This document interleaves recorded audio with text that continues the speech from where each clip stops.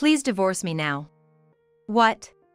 Something triggered me to take Hannah to the hospital, where the doctor's shocking statement left me astonished. After learning the details, I was furious and devised a revenge plan. I will always protect Hannah. I vowed to protect the exhausted Hannah and, with the help of an ally, showed hell to the person causing her suffering. My name is Allie Scott. I'm a 35-year-old entrepreneur. My business mainly involves running an apparel company, but I also dabble in restaurants, cosmetics brands, and recently, advertising agencies. My husband, John, is a tutor, mainly looking after high school students. He has a daughter named Hannah who is in high school. She is his child from his previous wife, who ran off with another man, leaving John to take care of her. Hannah just graduated from middle school and will be a high school student this spring. At 15, she seems mature for her age and shows a keen interest in my work, actively asking about what I do and the satisfaction it brings. Every time Hannah asks me something, I am impressed by her eagerness to learn. Did I ever think about my future this much when I was in high school? If the younger me saw Hannah, she would have been overwhelmed by her enthusiasm. Having become a family with these 2 months have passed. Hannah, now attending high school, seems to enjoy her days, often sharing school stories during our meals together. John, on the other hand, is more of a listener and seldom talks about himself. While it's not good to talk too much about oneself, I sometimes feel lonely wishing he would share more. However, we married because we don't unnecessarily interfere with each other. For me, busy with my days, prying would be a waste of time. Most men who approached me after I started my company were after my money. Annual income, business secrets, the brands of accessories I wear.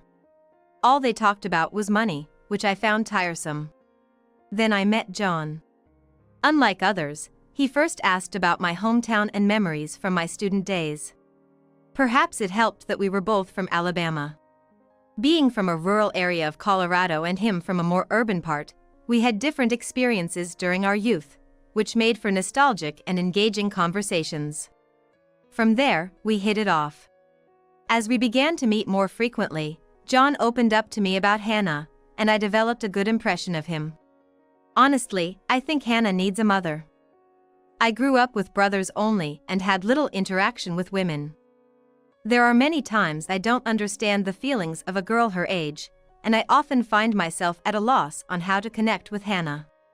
This made me want to be there for John. However, I had never raised a child before and didn't think I could become Hannah's mother. But it didn't have to be a motherly role. If I could be a place of comfort for John and Hannah, I was more than willing to live with them. With this thought, I resolved to face life with Hannah, who reciprocated my feelings. Thanks to this, when Hannah graduated from middle school, John and I got married. Hannah, crying tears of joy, congratulated us. "From now on, I'd rather have you as a sister than a mom. I want to be with Allie." At our wedding, Hannah, holding a bouquet, expressed her wishes to me. Moved by her feelings, I resolved to do my best. Unbeknownst to me, something was amiss. It was when John remarried and Hannah was on summer break. John started to make more time to spend alone with Hannah.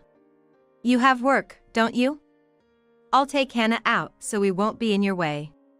Wait. I thought Allie was coming too.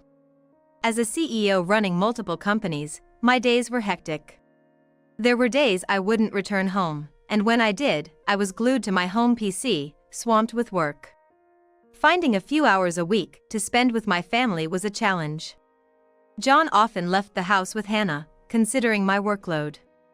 At that time, I believed he was just being considerate. "I'm sorry, Hannah. I want to join you, but I just can't get away from work right now. The day after tomorrow, I've booked a table at your favorite restaurant, so let's have dinner together then." Allie, is it absolutely impossible? John had suggested a family outing the day before. But when work came up at the last minute, forcing me to cancel, I explained this to Hannah, who looked at me anxiously. Normally agreeable, she clutched at my sleeve that day, unusually shaky and fearful. Her expression was scared, and in a voice so faint John couldn't hear, Hannah seemed to be pleading for help. Concerned, I gently placed my hands on her shoulders and spoke softly. "What's wrong, Hannah? Is there something? Come on, Hannah. We shouldn't take up too much of Allie's time, should we? Let's go. Dad's going to take you somewhere really special today." Hannah's unusual fearfulness caught my attention, and just when I tried to inquire about the situation, John interrupted me and firmly pulled Hannah's hand, heading towards the entrance. Hannah seemed like she wanted to say something to me, looking back with a sense of reluctance. Ultimately, I couldn't speak with Hannah that day because they returned home late at night. Whenever I tried to find a moment to talk to Hannah, John oddly would start talking, seemingly keeping her away from me. It was the first time I felt he was deliberately distancing her from me. A month passed. Work settled down, and I had more time at home. I decided to take over the household duties to make up for the time I couldn't spend with my family right after getting remarried, and that's when I noticed something off about Hannah. "Thanks for the meal." It's natural for a girl her age to be conscious of her figure and pursue beauty, but her lack of appetite was concerning. She used to eat a normal amount before graduating from middle school. Now, she hardly touched half of the food I prepared and couldn't even finish a single bowl of rice. Not to mention her complexion looked pale. Worried, I brought this up to John. "Hey, don't you think Hannah's a bit too lacking in appetite? She seems to have lost some weight since we last saw her. Have you heard anything about her feeling unwell or being troubled by something at school? You're worrying too much. Maybe it's this: she liked my cooking so much that she doesn't find your food appealing?" I was taken aback by John's response. "Allie, even before we got married, you never cooked for Hannah, right? I've always been the one taking care of the household. Now that your work has calmed down, you're trying to play the mother, which might not sit well with her, especially if she's in her rebellious phase." His words were incomprehensible to me. There are things you should and shouldn't say, even if you've had a drink. Besides, it was John who insisted I prioritize my work over household chores. And now he's implying that Hannah's condition is my fault? His words filled me with unease. "I'll take care of Hannah and the household, so don't worry," he had said when we got married, encouraging me to make that choice. It was unfair to hear such things now, given that assurance. It was utterly disappointing. "Well, I think it's just typical teenage rebellion. Just leave her be for now. Didn't you go through a phase like that, Allie? Sometimes, it's better for the kids if the adults don't fuss over them too much during these times." While I couldn't agree with John's dismissive words, I did recall my own teenage years when I didn't want my parents nagging me. I understood what he meant, but it didn't make the situation any less frustrating. But Hannah's recent behavior and attitude didn't seem to match my own teenage defiance. Even trying to have a serious conversation with John turned out like this. So, after Hannah got out of the bath, I decided to visit her room. "Hannah, can I talk to you for a sec?" "What?" When I entered her room after she had bathed, she was wrapped in her blanket, turning her back to me in the dimly lit room. "I just want to talk." "Can I turn on the light? Do you need something?" "I'm tired and want to rest." Hannah's response was unusually cold. Just like John said, it seemed as if she found even talking to me bothersome, as if she was saying, "Stay away from me." The vibe was palpable. But I'm an adult. I'm used to dealing with difficult clients at work. I won't be easily discouraged by such an attitude. Undeterred by her coldness, I sat down at the foot of her bed and spoke gently to her turned back. I hate beating around the bush, so I'll just ask directly. Did something happen while I was away? Anything at school or at home, anything is fine. You've lost a lot of weight, Hannah. If there's something, I want you to feel free to tell me. We're family, after all. It might have been a cliché, but the words that came out were genuinely from my heart. They weren't just to gauge her reaction. Perhaps my words struck a chord, as I noticed Hannah flinch slightly. Family. Her word, seeking confirmation, made me nod emphatically with a smile. Yes, we're family, right? I may not have had much time because of work, but I've always cared and worried about you. So, if there's something, rely on me. I definitely have the means to protect you. I truly believed that. Even if Hannah was facing difficulties at school, I knew there were countless ways to rescue her from such a situation. If it required money, I had the resources to spend any amount necessary. Protecting one child was certainly within my capabilities. Hearing my words filled with confidence, Hannah peeked out from the blanket, looking at me with a pained expression. Will you really protect me? Allie, will you help me? Of course. After all, I'm your sister, aren't I? Just when Hannah was about to confide in me.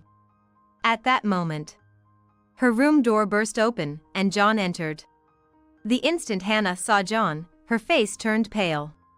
Concerned, I stood in front of John as if to protect her. What are you two whispering about? John, with a friendly smile, looked not at me but at Hannah. I used to like that seemingly kind smile of his, but now it only filled me with disgust. It wasn't directed at me but felt like a threat to Hannah. It's nothing. Allie, I'm fine, really. Just leave me alone. I'm just tired from school. Hannah must have sensed my wariness towards John. Before he could say more, she raised her voice, making it sound as though I was the one pestering her, and ushered both John and me out of the room. Fortunately, Hannah's room had a lock, and I heard it click from inside.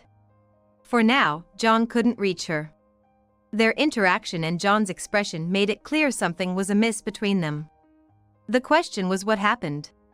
Probing further could be risky as John isn't foolish. Pressing the issue could affect Hannah. That's the last thing I wanted. I told you earlier, right? Hannah is just going through a typical teenage rebellion. Let her be. John said, smiling kindly but his eyes not following suit. Instead, there was a threatening undertone in his words. It felt like he was saying, don't act on your own. Abandoning her just because she's in a rebellious phase isn't right for a parent. Even when I was rebellious, my parents never gave up on me. Thanks to them, I felt their love. But I wouldn't back down. My parents faced my teenage years head-on, and that's a fact. It shaped who I am today. So, his argument doesn't hold water with me.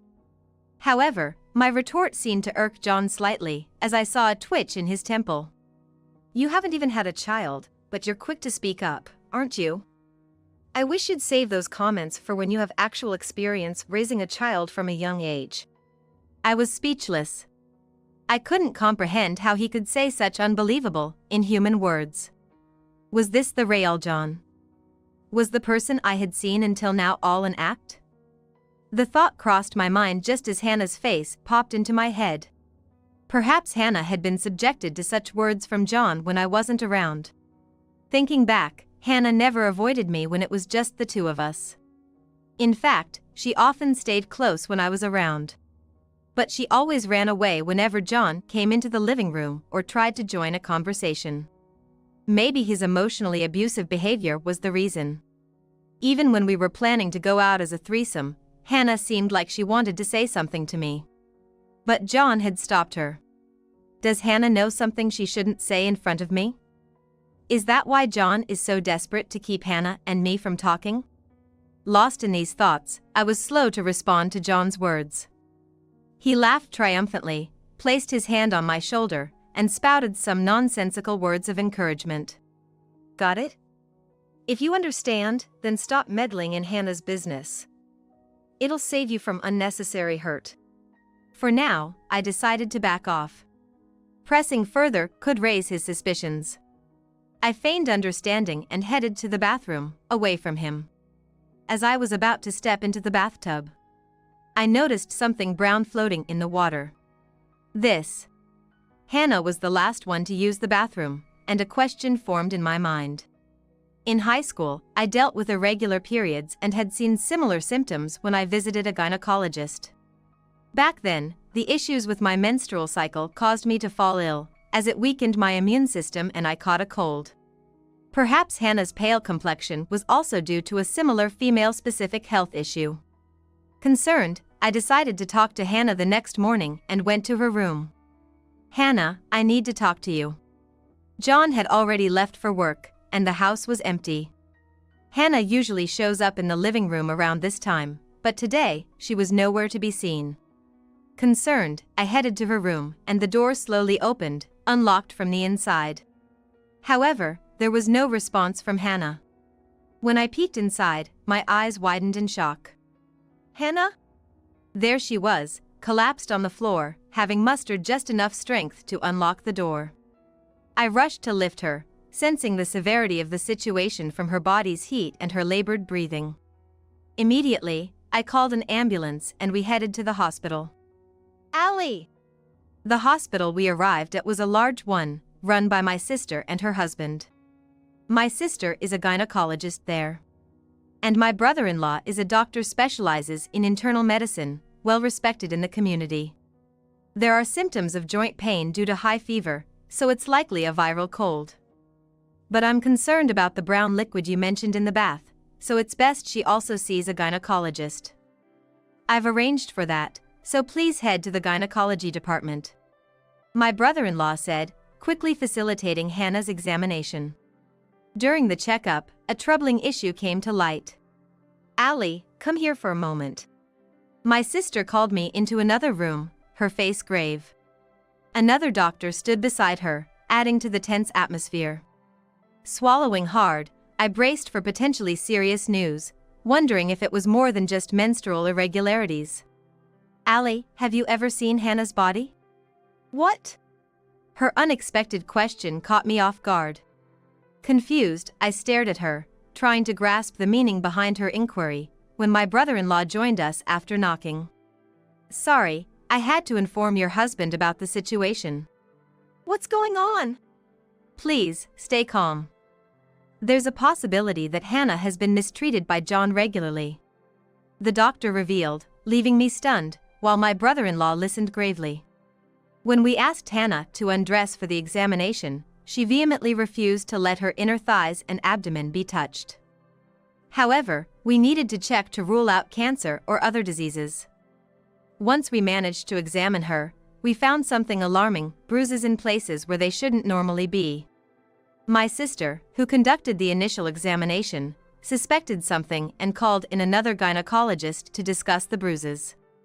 They decided it was necessary to involve the director, my brother-in-law, and include a guardian in the conversation, so they called me into a separate room. We found this as well. There are multiple bruises on her sides and areas covered by her uniform. The intensity of the bruises suggests they were inflicted recently. Some are fading, indicating ongoing abuse. "You mentioned John has been around Hannah more since your work schedule lightened. Haven't you seen anything?" The conversation was overwhelming, and I struggled to process it. John being abusive towards Hannah. But they seemed like a normal father and daughter. Why would this happen? That's when an unpleasant premonition struck me. As Hannah entered high school, her physical development became noticeable. She matured into a womanly figure, even I noticed how adult-like she's become.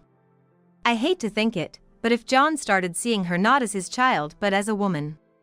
I pondered my sister's words, horrified by the implication.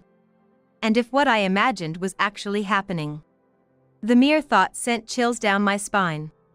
Sensing my distress, the doctor gripped my shoulder, looked at me intently, and said, "Allie, you need to divorce him now." "What?" The doctor's earnest eyes confirmed the seriousness of her statement. "Hannah is likely suffering terrible abuse from John.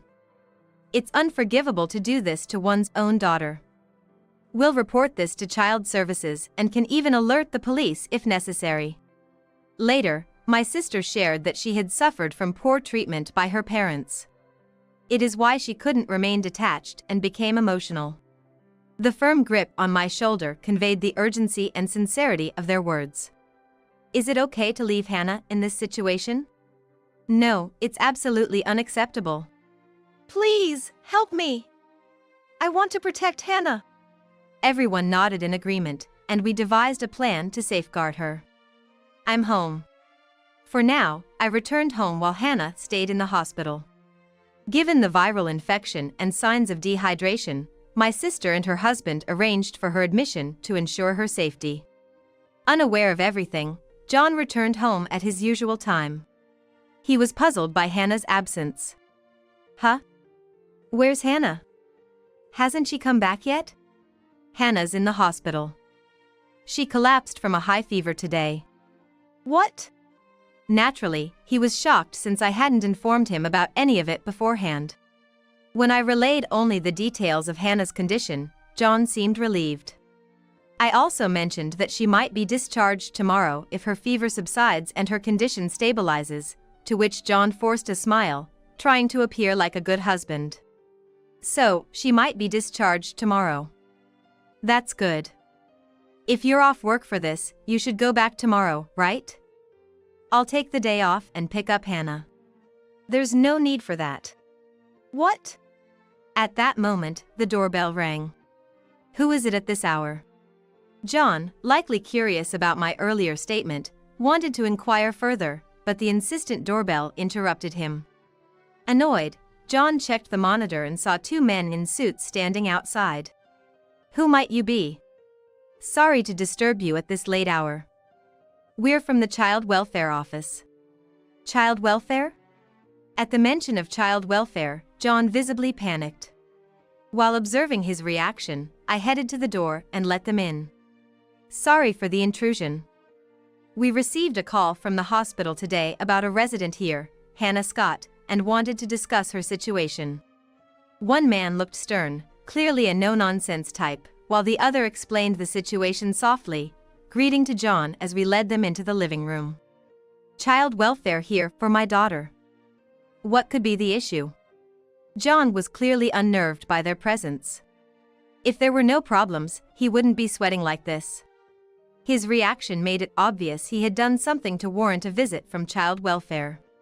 He must have threatened and silenced Hannah, warning her of worse consequences if she spoke up.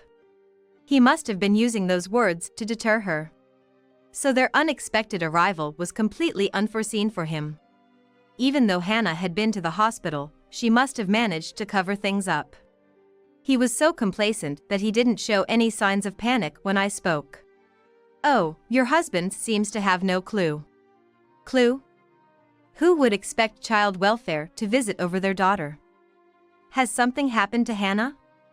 There's been nothing unusual at home. If anything, it must be school-related. My wife and I are on good terms. There are no issues in our home. It's said that liars often talk too much, and John's words were a perfect example. He was trying to divert the conversation, acting as if he was oblivious to the whole situation. To shake him further, the soft-spoken man presented a document. Is that so? Then you wouldn't know about these bruises on Hannah's body, would you? The moment the photos were shown, the color drained from John's face. He hadn't expected child welfare to know so much, thinking they wouldn't visit without a reason. His sweat was visible, and his breathing became noticeably erratic. It was clear this wasn't the reaction of someone ignorant of the situation. Do you think we came here without any thought, Mr. Scott? We've received a report from the hospital, and we've already spoken with Hannah herself. If you continue to lie, it will only make your situation worse. The professional man pressed. They must be accustomed to handling situations like this. Overwhelmed, John blurted out in panic. There's no evidence I did this. Maybe someone at school did it, or maybe my wife. Yes. You've been going into her room recently. What did you do to her? Cornered, John stood up, trying to shift the blame to me. It was astonishing how poorly he was handling the situation, inspiring more disgust than anger. Any feelings of sadness had long since vanished, replaced by sheer disbelief that left me with no desire to even speak. Enough! The stern man commanded, his authoritative tone making John falter and sit down abruptly on the floor. Intimidated by those commanding words, John's knees buckled, and he collapsed to the floor, looking up at the stern man from his seated position. You had a chance here, Mr. Scott, but instead of confessing, you've turned against your wife, trying to save yourself. Realize the gravity of your actions. What do you mean? With that, I showed John Hannah's hidden diary, possible audio evidence, and a video on my phone. This. Hannah spoke to us at the hospital, crying. She revealed how you threatened and abused her, warning her not to consult me or I'd suffer the same fate. Afterward, I attempted to visit Hannah in her hospital room. Fortunately, thanks to the 4, she seemed a bit better and honestly shared everything with me. It all started when she became a high school student.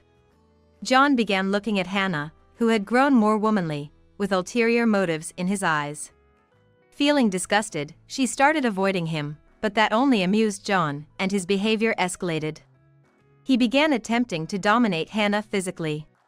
When Hannah resisted, John thought to use me as leverage.